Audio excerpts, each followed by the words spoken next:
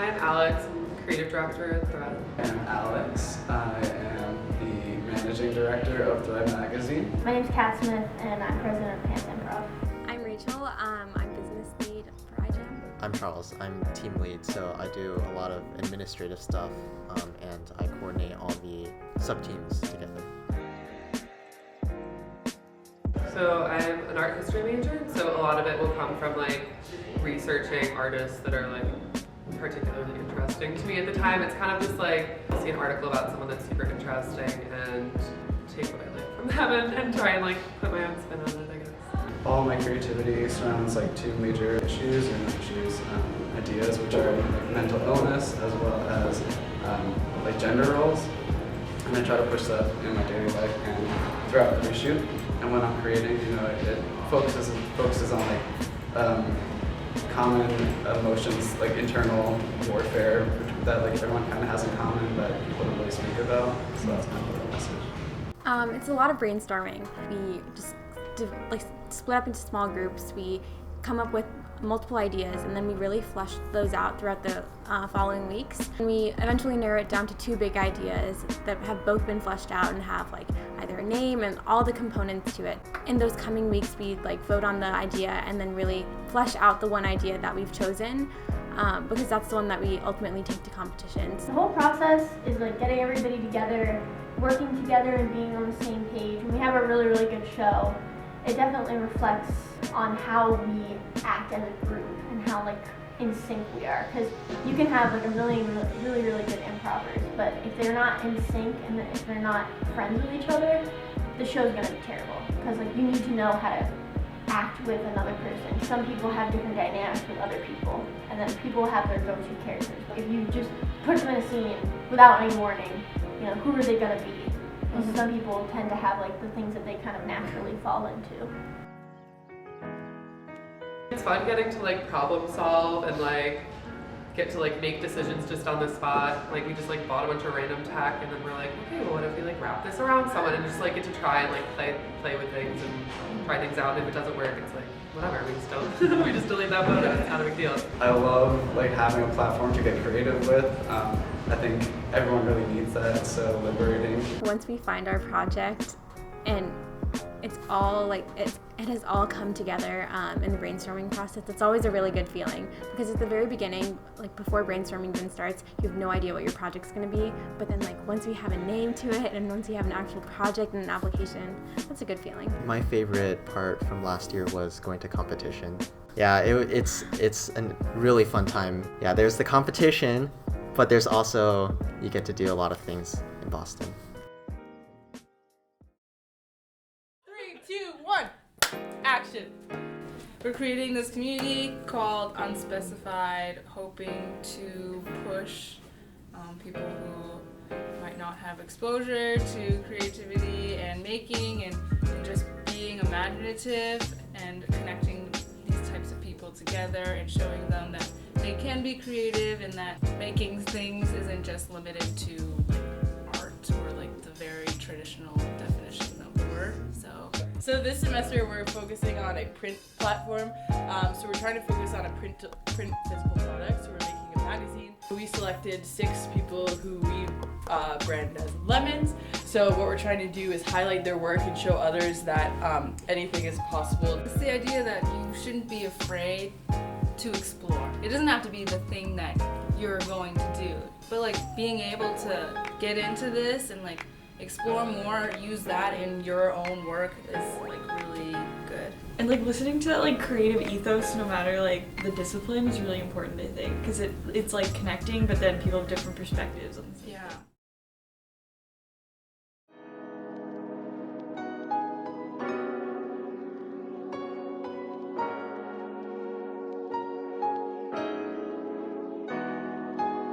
Really the most enjoyable part was just seeing the ideas come to life. Undoubtedly there's such a powerful realization and empowerment that you see from individuals when they can share an idea and they're given a platform. And I had seen the ideas, I had seen the PowerPoints. Many of these were my friends, so they had run the ideas by me preliminarily. But it was a completely different thing seeing it pitched and voiced. It was incredible to see it through their eyes. Really, at our core, we try to be as diverse as we possibly can.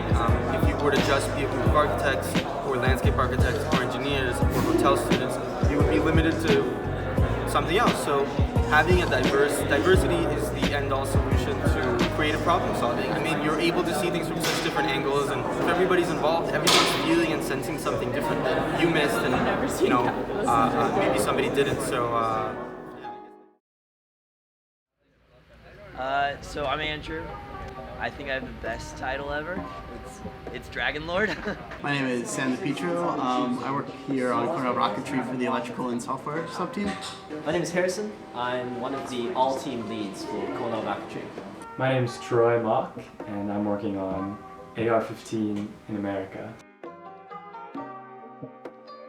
At first we have the general meeting. We basically choose our top choices. We basically mull over the ideas and start to create a basic idea for the dragon. This is originally first just sketches, and then once we start working with the shop guys, which are incredible people, we refine it. We understand how the reality of building at such a large scale with so many people and so many possible dangers that could occur. So a lot of safety elements are added in, which restrict the design, of course, but also produce new possibilities. The construction team creates their initial design. We pitched it to the class again, got some more suggestions, refined it, went to the shops guys, refined it again.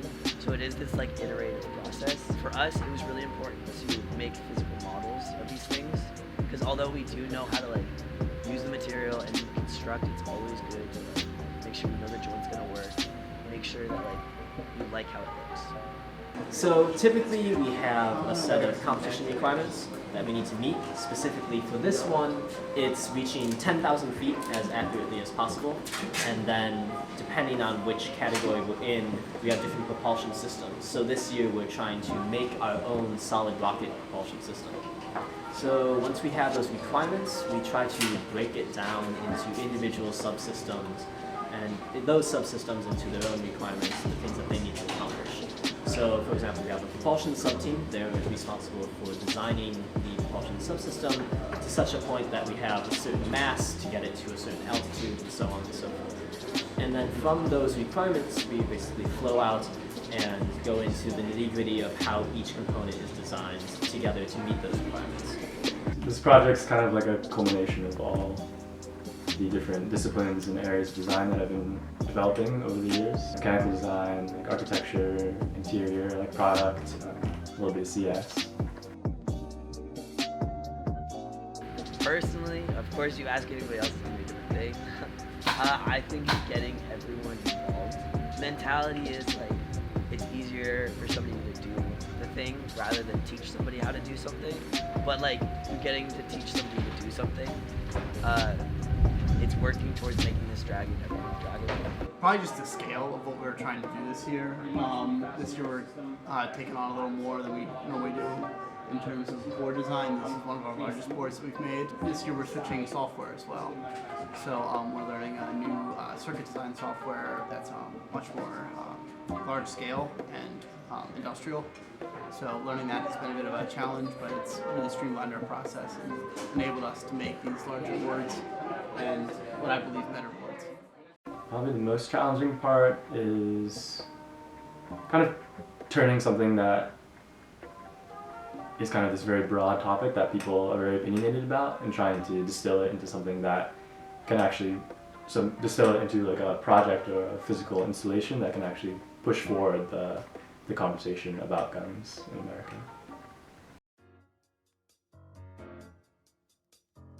Really working with visual this year, so sight really, and that's due to you can't see it now, but the reflective cladding that we're working with.